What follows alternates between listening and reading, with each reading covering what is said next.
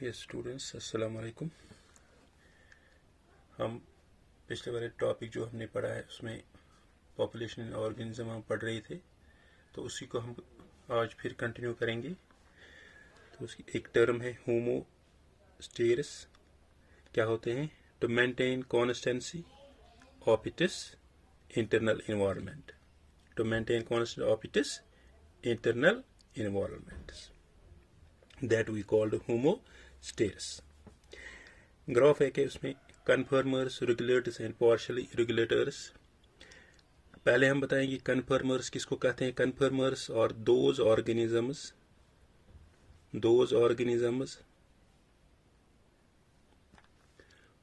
who cannot maintain constant body environment। वो organism जो constant body environment maintain नहीं करते हैं, that we call the conformers. So majority of animals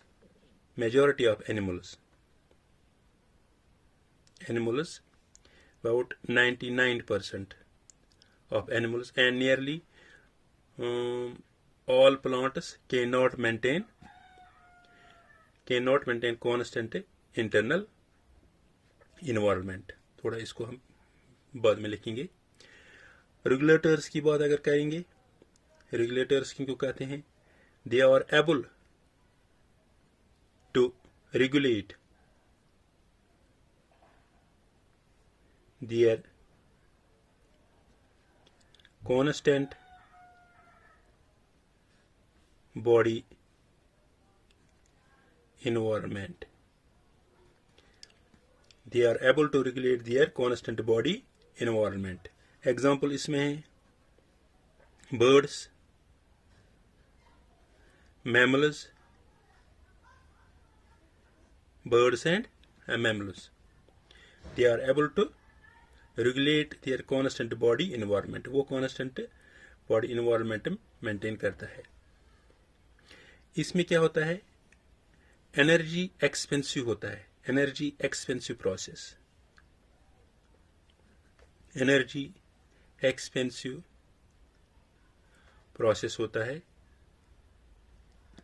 energy expensive process.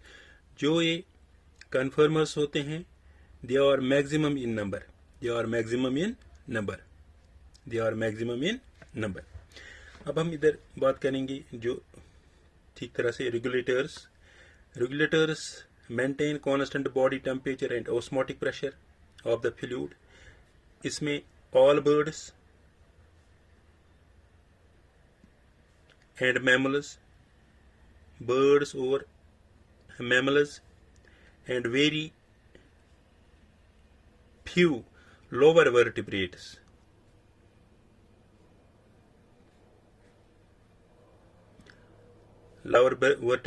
and invertebrates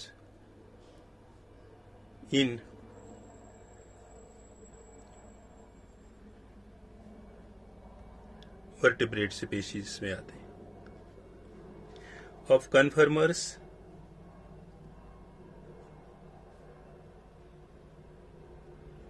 conformers की बात करेंगे।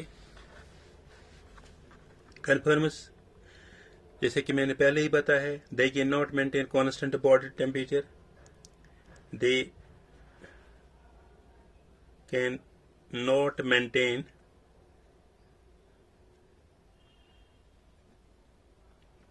Constant body temperature. Constant body temperature इसमें आता है majority 99% of animals and nearly all plants cannot maintain a constant internal environment. Constant internal environments. ये तो है regulators and conformers. अब माइग्रेटर्स है.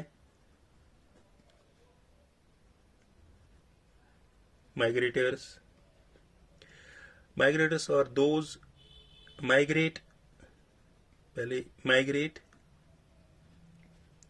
to other places during stressful condition. तभी migrate करते हैं जब उनको कुछ stressful condition, involvement condition, and other extremely cold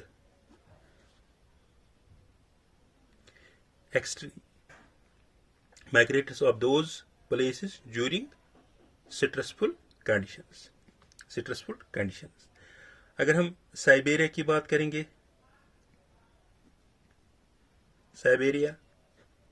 Siberia में जो बर्ड्स होते हैं, they migrate and extremely cold regions and northern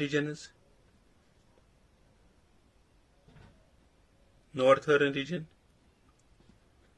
birds migrate to famous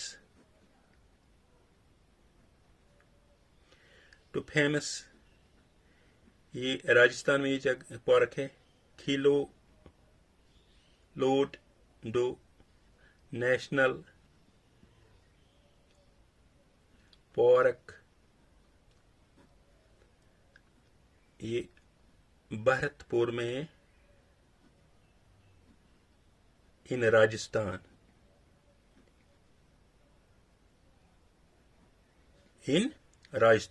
during every winter ये माइग्रेट होता है. साइबेरिया से बर्ड्स आते हैं and other extremely cold region से बर्ड आते हैं, नॉर्थ रीजन से बर्ड्स आते हैं जो राजस्थान इस पार्क में आते हैं ड्यूरिंग विंटर. और इसमें एक है हर्बनेशिया.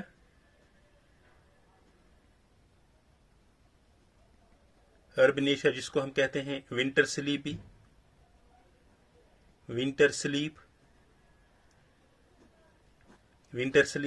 जो विंटर में स्लीप करते हैं. The familiar cases of bears, polar bears हम बात करेंगे, going into hibernation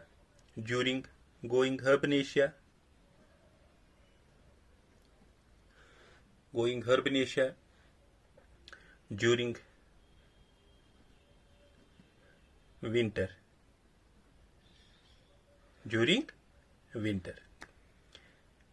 During winter is example of escape in time. दूसरा है activation.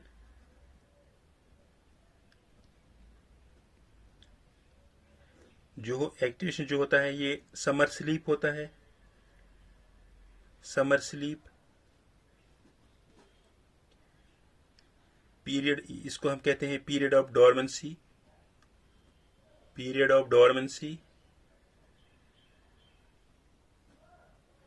and reduces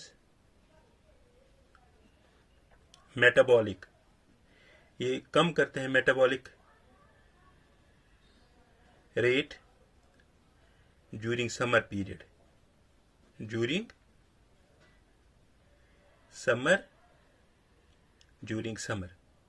and is found in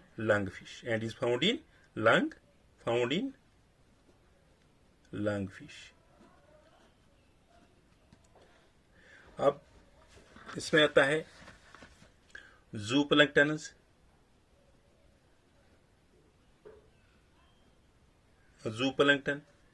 ये किस में होते हैं? डायाफॉज में.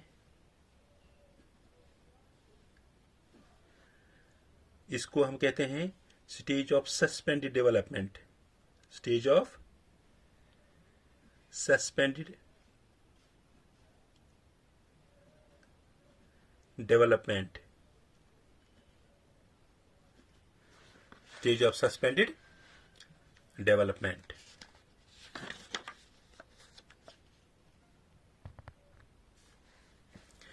Adaptation,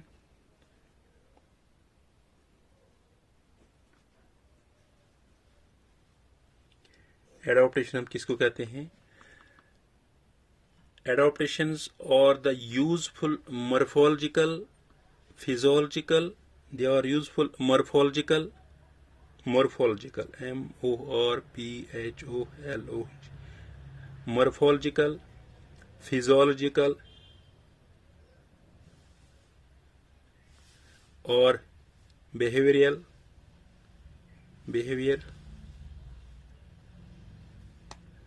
changes developed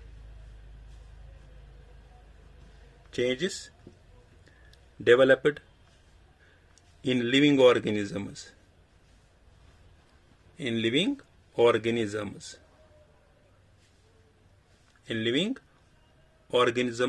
over long period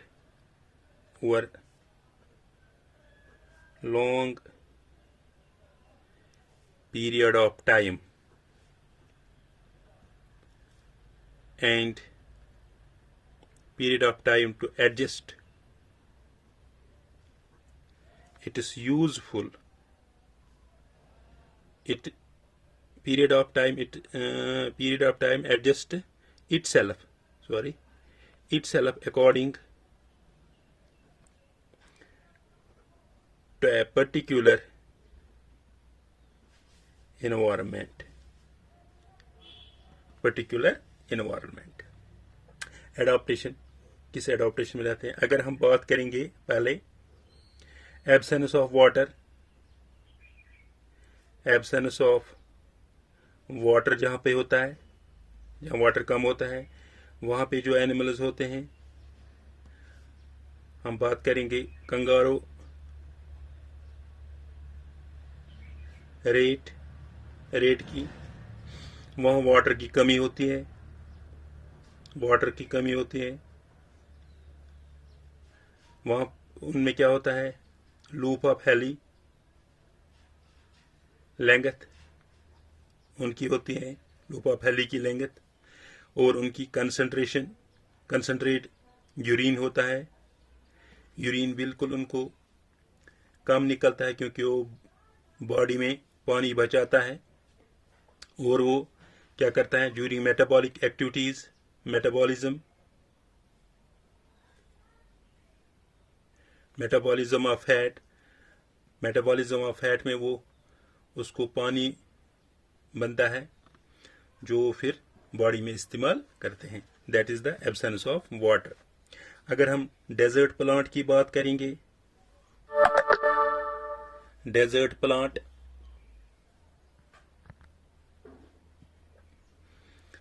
desert plants की बात करेंगे, ओपनशिया, हर एक घर में होगा ये ओपनशिया पार्क में। अगर हम इनकी लीव्स जो होते हैं वो थॉर्न्स होते हैं, कांटे जैसे।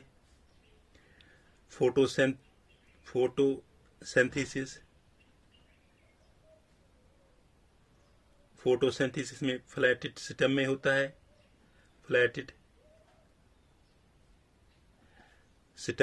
इनमें photosynthesis.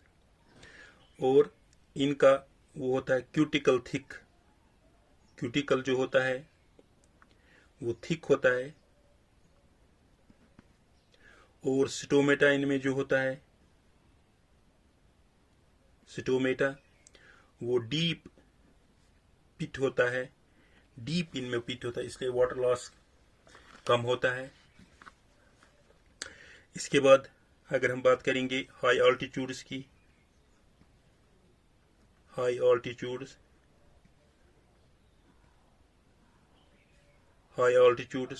Altitude sickness,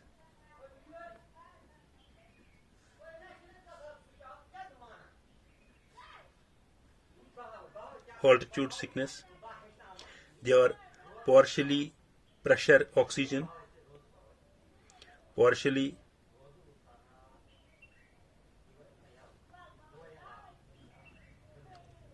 pressure oxygen इनमें होता है, decrease, partially pressure oxygen decrease होता है। और इनमें क्या होता है, हार्ट बीटिंग जब हाई ऑल्टीट्यूड्स पे जाते हैं, जब हम लद्दाख जाएंगे या हिमालय माउंटेन्स पे जाएंगे, हिल्स पे जाएंगे, जब लद्दाख जाते हैं तो जब हम वहाँ पे जाते हैं तो हार्ट पल्पिटेशंस होते हैं, हार्ट पल्पिटेशन और ये होते हैं, वो चक्कर जैसा आता है, ब्लीडिंग नोज से होते हैं। उसमें क्या होता है, जो आरबीसीज प्रोडक्शन वो इंक्रीज होता है, RBCs production increases,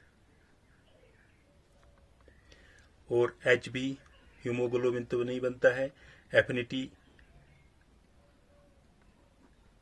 oxygen decreases, affinity oxygen decreases, affinity oxygen decreases। ये हो गया डेजर्ट प्लांट्स की, ये हो गया हाई अल्टीट्यूड्स की। तो अगर हम बात करेंगे कोल्ड रीजन्स की, कोल्ड रीजन्स में अगर हम लेंगे मैमल्स जो होते हैं,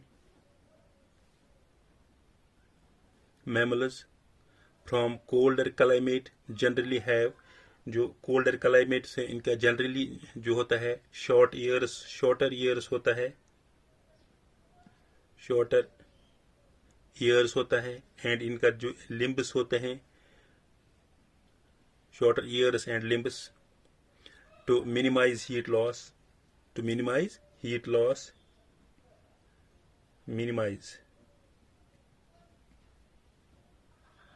minimize heat loss. This called Allen's rule.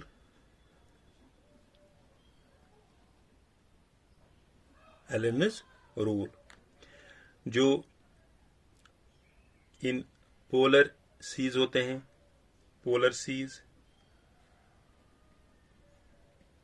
Aquatic mammals,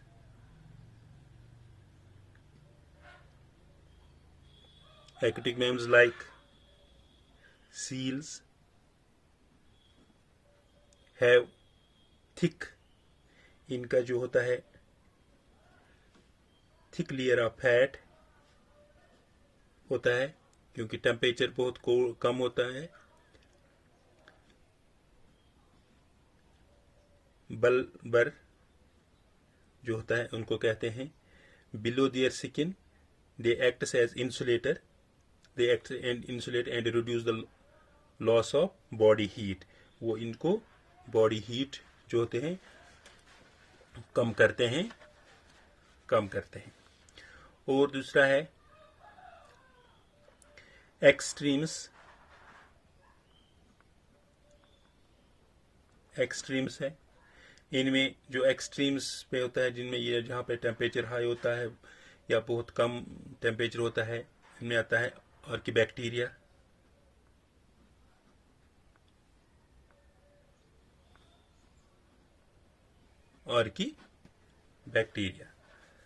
This was all about this topic.